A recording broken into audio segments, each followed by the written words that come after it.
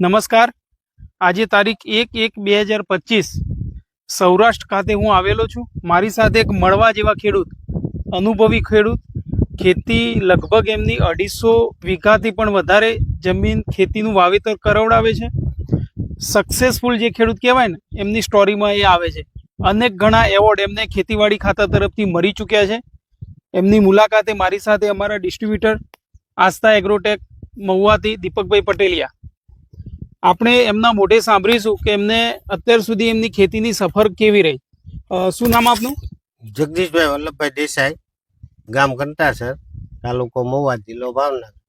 જગદીશભાઈ, મેં ઘણું દીપકભાઈ દ્વારા સાંભળ્યું તમે ખૂબ સારી ખેતી ડ્રેગન ફ્રૂટ કે ઘણા ખેડૂતો નિષ્ફળ ગયા છે એ ખેતીની અંદર, અને ખૂબ સફળતાપૂર્વક તમે એની ખેતી કરી છે. બીજા નંબરે કે તમે પપૈયા પણ વાવ્યા છે, કેર પણ વાવી છે. ખૂબ સારો અનુભવ, તમે ખેતીની અંદર નવું સંશોધન પણ કરો છો. એક અમે તમારું અહીંયા એક ડિવાઇસ જોયું કે ભાઈ સનેડો દવા છાંટવા માટેનું, કે એક જ સાથે અનેક હાર, અનેક લાઈનોમાં દવાનો છંટકાવ, સમય ઓછો બગડે, માણસો પણ ઓછા જોઈએ. ખૂબ સારું તમે એક તમારા બુદ્ધિથી એક સારું સાધન વિકસાવ્યું છે. એના વિશે પણ એનો વિડીયો પણ આપણે જોઈશું. જગદીશભાઈ, શું કહેવા માંગશો અત્યાર સુધીની ખેતીની તમારી સફળતા પાછળ? જો ખેતીની સફળતા, એક વસ્તુ તો પેલી એવી છે કે ખેતી એટલે બિઝનેસ લેવાનો. ઓકે. આપણે 2 વ્હીલ લઈ, 4 વ્હીલ લઈ, ટીવી લઈ કે મોબાઈલ લઈ, બરાબર, ફેરફાર કરે તો જ એનું હાલે. બરાબર. કે જે આપણે 2020 માં મળતું હતું એનું મોડેલ તો વેચાય ન વેચાય. ના વેચાય.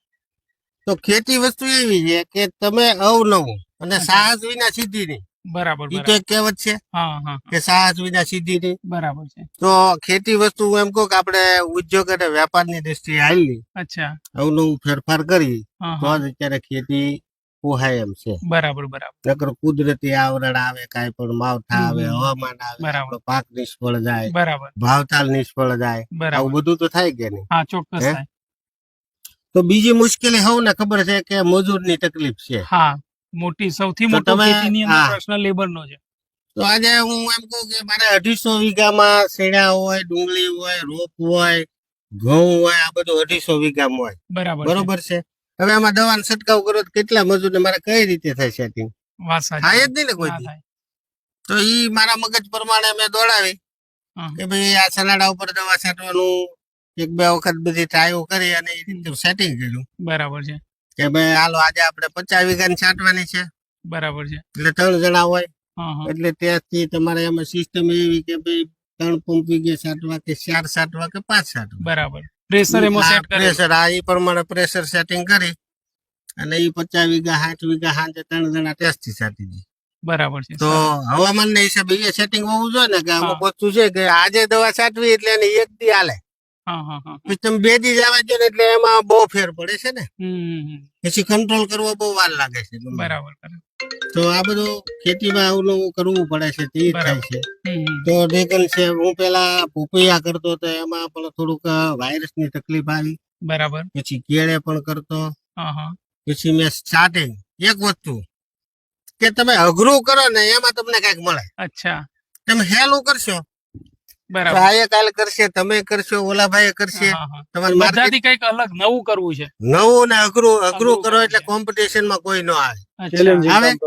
બરાબર છે. તમારો ભાવ તમારે થાય ને, કારણ કે સામે બીજો હોય તો પાછું કોમ્પિટિશન માં આવે ને આપડા ભાવ ઓલા થાય ને. ચોક્કસ. અને અઘરું પકડો એ લાંબુ હાલે, એ લાંબુ ચાલે. આપણે મહેનત તો કરવાની છે, મહેનત વિના કઈ મળવાનું નથી. એક વસ્તુ તો ચોખ્ખું ભૂલ છે. બરાબર.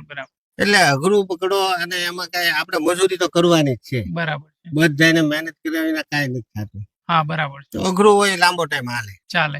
આપણને માર્કેટ મળી જાય, આપણી વસ્તુની કદર થાય, કિંમત થાય, આવું બધું થાય કે નહીં? બરાબર. એટલે અઘરું અને સ્ટાર્ટિંગ. અચ્છા. તમારી મેગા કિટ, મને દીપકભાઈ કીધું કે ભાઈ મેગા કિટ કામ સારું આપે છે. અચ્છા. બરોબર છે. બરાબર. એટલે મેં 45 બેગ લીધી. કયા પાકોમાં તમે મેગા કિટ વાપરો? મેગા કિટ અત્યારે મેં ડુંગળી અને લીલા રોપમાં જ વાપરું. અચ્છા, સરસ. મને સરસ લાગ્યું. મેં બીજું કોઈ ખાતર નાખ્યું નથી. કોઈ જાતનું પાયાનું ડીએપી નાખ્યું હતું. ફોસ્ફેટ. બરાબર. પછી મારો રોપ ને ડુંગળી મને એમ લાગે છે કે નહીં જરૂર પડે. અચ્છા. મેગા કિટ વાપર્યા પછી કોઈ ખાતરની જરૂર પડતી નથી એવું તમને દેખાય? કારણ કે મેગા કિટમાં પાકની જરૂરી બધા જ પ્રકારના પોષક તત્વો આવી જાય છે, જેથી કરીને પાકનો સર્વાંગી અને સમતોલ વિકાસ થાય છે. બીજી વસ્તુ જગદીશભાઈ કે તમે ડ્રેગન ફ્રૂટ હમ. મેં સાંભળ્યું કે ડ્રેગન ફ્રૂટ તમે દૂર દૂર સુધી એકવાર તમારું ડ્રેગન ફ્રૂટ કોઈ ચાખી લીધું હોય ને એનો સ્વાદ માણી લીધો હોય તો ફરીથી વારંવાર એ ગમે ત્યાં હોય સુરત હોય કે ભુજ હોય કે હા. ગમે ત્યાં એ તમને ફોન કરીને અહીંથી મંગાવે છે ત્યાં સાચું છે? હા સાચું. હમ. તો ડ્રેગન ફ્રૂટ એક તો હું ઓર્ગેનિક બનાવું છું પ્રાકૃતિક, બરાબર છે. બરોબર છે. એટલે એમાં 2-5-10% 20% તો ફેર પડે. અચ્છા. આપણે રાસાયણિક ટેસ્ટમાં. વાપરીએ હમ. ને પ્રાકૃતિક આપણે ઓર્ગેનિક બનાવી એટલે ઈ બધી રીતે ટેસ્ટમાં, અચ્છા. પછી સામે ક્વોલિટીની ટકાઉ શક્તિ. અચ્છા. તો ઈ સ્ટાર્ટિંગ હું હર કોઈ વસ્તુ આમ પકડી ન લઉં સીધું. અચ્છા. પછી એક પોતાના અનુભવ સિવાય તમે પૂછીને કરો ને ઈ એક વખત મારે તમને પૂછવાનું. બરાબર છે. તમે મને કીધું કે આ થાય, પછી તો મારે મારો અનુભવ મેળવવો પડે ને હા. કે ભાઈ આમાં પાણી ઓછા વધતું થયું છે, ખાતર થયું છે, કે હું જરૂર છે, આવું જ બધું મારે કરવાનું કે નહીં. હા.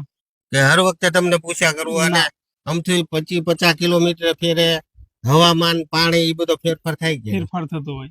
આપણે 100 કિલોમીટર જાણતા હોય કે ભાઈ તમારે ફલાણી વસ્તુ કેમ, હમ. તો કે બહુ સારી, બરાબર. કાંઈ વાંધો નહીં આપણે કરી, હમ. તો ન્યા ના ફેર તો પડી જાય ને. બરાબર. એટલે પોતાનો અનુભવ ઈ જોવે. અચ્છા. ત્યાં સિવાય તમને કોઈ દી સફળતા મળતી નથી. નથી. તો ડ્રેગન ફ્રૂટ કે ભાઈ મેં ક્વોલિટી એક તો પેલા ઈ વેરાયટી જેવી ગોતી અચ્છા. કે બીજા ફળ કરતા સાઈઝમાં નાનું. અચ્છા. હમ. બરાબર. પણ ખાવામાં અને ટકાઉ શક્તિ અચ્છા. એને કે તો ભાઈ દૂર સુધી પરિવહન કરવું હોય ગમે તો? એટલું 12 દિવસ સુધી, અને આજે આવે છે બધા હા, હા, હા. ઈ 3 દિવસમાં યુઝ કરવાનો. અચ્છા. અને ને તમારું મારા ડ્રેગન ડ્રેગન 12 દિવસ હું એમ કહું ઓકે, સરસ. કે 12 દિવસ તમારે ફ્રીજમાં ની બહાર જ રાખવાના, અચ્છા. અને ખરાબ થાય તો મને હમ. કહેવાનું, પૈસા હમ. તમારા પરત કરી હમ. દે.